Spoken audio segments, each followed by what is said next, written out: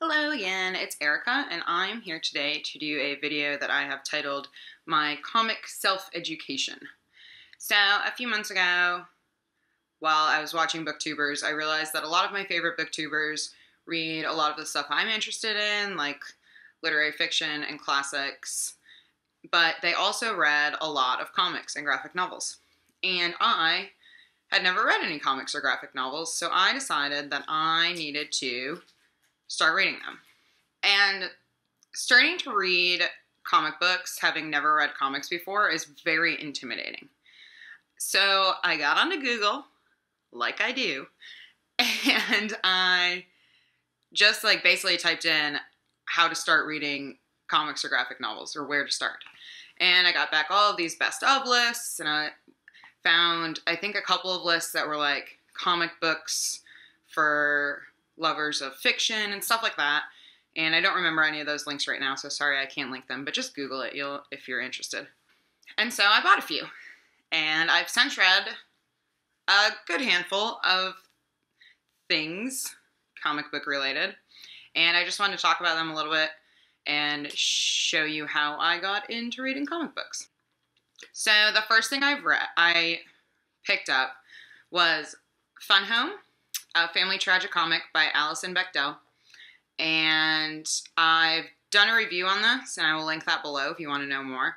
But this is a great place to start if you've never read graphic novels or comics before and read a lot of literary fiction or classics and want to get into graphic novels and comics, because it's very literary and pedantic in tone, but it also has the fun pictures. And you kind of have to get used to the way your eyes move across the page. Like, that was a little difficult for me, is just trying to figure out where you go next with like text and things. But you get used to it as you go, and this was a good place to start for sure. And then I recently read kind of the sequel to Fun Home, which is Are You My Mother? And again, I did a dual review on Fun Home and this book, so I'll link that below if you want to know more. The next one I picked up is Volume 1 of Fables. This is by Bill Willingham, and a number of others are involved in it. And this volume is called Legends in Exile. And this series is about fairy tale characters that have been forced from their realm and are living in the real world. This volume in particular is kind of a mystery. One of the characters goes missing and they have to figure it out. And I like this. It was okay. I gave it 3 stars. It wasn't as much as I wanted to it. I really loved the TV show Once Upon a Time, and I expected it to be more like that, which it's not. But it's a comic book. It's kind of got that like traditional mystery crime fighting thing going on. And I would recommend this if you like fairy tales or science fiction fantasy and have never read comics before, but I hear that later volumes are better, and I'm going to keep reading this series, so I'll let you know how that goes. The next one I picked up, because I'm a bandwagoner, was Volume 1 of Saga. This was so good, and this is when I realized that I was totally going to love reading graphic novels and comics. Like, this, the art is incredible. And, okay, fun tidbit. In November, so I live in North Carolina, and in a couple of weeks, it's North Carolina Comic-Con, and Fiona Staples is coming. And I personally know a bunch of the guys who are like on the board for North Carolina Comic-Con, and they're organizing it. And they're bringing Fiona Staples to the restaurant where I work, and I'm going to meet her. And it's going to be amazing because she's brilliant. I also just went to a bar recently, and it's like this arcade / bar. If you live anywhere near me, you now know exactly where I live. But that's okay. It's brand new, and it's this bar / arcade, which, hello, amazing. And there was a panel from Saga that a muralist painted on the wall, which was so cool. So anyway, those are my Saga stories. This is amazing. Definitely, if you love fantasy, if you love sci-fi, read this. When you hear about it and you hear synopses of it, it sounds kind of like a little overrated and Romeo and Juliet-esque, but it is not like that. It's so much better. Definitely read this. After I finished the first volume of Saga, I immediately ordered volumes 2 and 3. I love them equally as much. They're amazing. read Saga. The next one I picked up, which was recommended for lovers of classic literature, is Volume 1 of The League of Extraordinary Gentlemen. And this is by Alan Moore and Kevin O'Neill and a couple of others. And the premise of these stories is that characters from classic literature are basically the superheroes. And so they have to go fight the bad guys.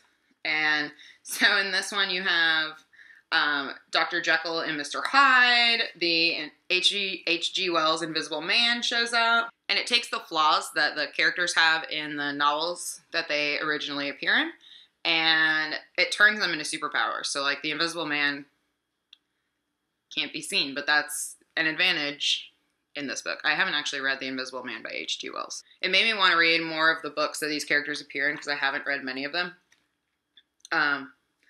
And I'm definitely going to continue on with this series because it's a very cool concept. After that, I decided to delve into the world of some more classic comic book characters, and I've only read one comic that applies to that genre so far, but I read Batman Year One.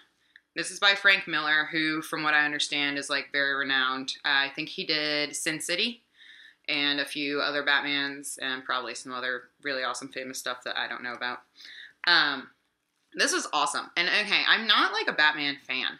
I've never really seen any of the movies, and I don't watch movies. I just am not a movie person, and I know that's totally bizarre to people, but you should know that if you're going to keep watching my channel, because I know nothing about movies. Like, literally, I am the one person that you will know that has never seen Fight Club. That's who I am. Sorry, I guess. But this is great, and it made me want to watch Batman movies, though I probably won't do that for years to come. This is just his version of the beginnings of Batman. I believe this was published in the 80s, so the art is like very classic superhero comic book-esque, and I really liked it. It's kind of dark in tone, which is great, and I'm going to read more Batman. But I don't really know where to go next with Batman, so if you all have any suggestions, please let me know. And like I said, I haven't seen any of the movies, so I don't know that much about Batman.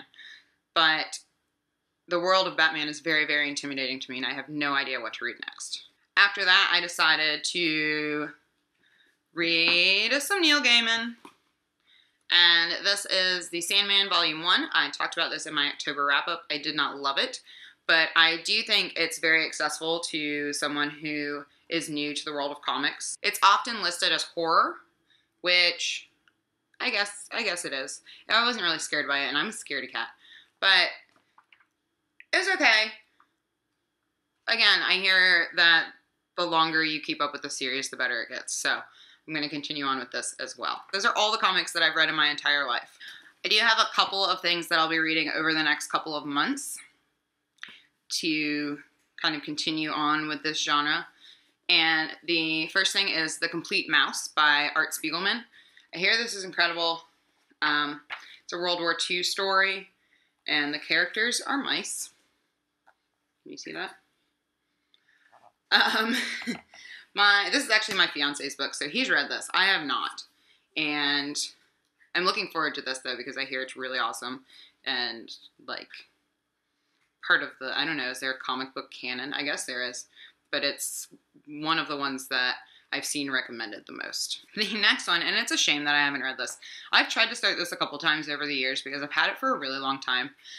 But I've never really gotten into it. I liked what I read. I just, like I said, I wasn't used to reading comics or graphic novels, and I wasn't used to, like, the pictures or where my eyes are supposed to go, or, you know, it's like an onslaught of information trying to digest the pictures and the words and everything at the same time until you get used to it, which you do, and that's awesome. But this is Watchmen by Alan Moore. I don't think I have to say too much about this because I'm pretty sure everyone has either read it or seen the movie except me. And the last one I have, which I think is going to be a lot of fun, is Tank Girl 1. And apparently this is set in Australia, and it's about a bunch of girls who drink a lot of beer and have, I don't know if they fight against kangaroos or if the kangaroos are their friends or what's going on. But the art in this is really cool. But these pages are really, I've put this off because I feel like the pages are really intense. Like, there's so much going on right now. But I think it's going to be a lot of fun. Ooh, this smells really good. Sorry, I'm a weirdo. So I'll be reading that as well soon. After I finish those three, I think I'm going to continue on with a couple of the series I've mentioned. Fables and The League of Extraordinary Gentlemen and The Sandman and also Batman. And again, if you guys have recommendations on the Batman, please let me know because I'm terrified. So that is all I have. If you have any questions about any of these, or I'm sure a lot of people have read these, if you have any thoughts that you would like to share with me, please let me know.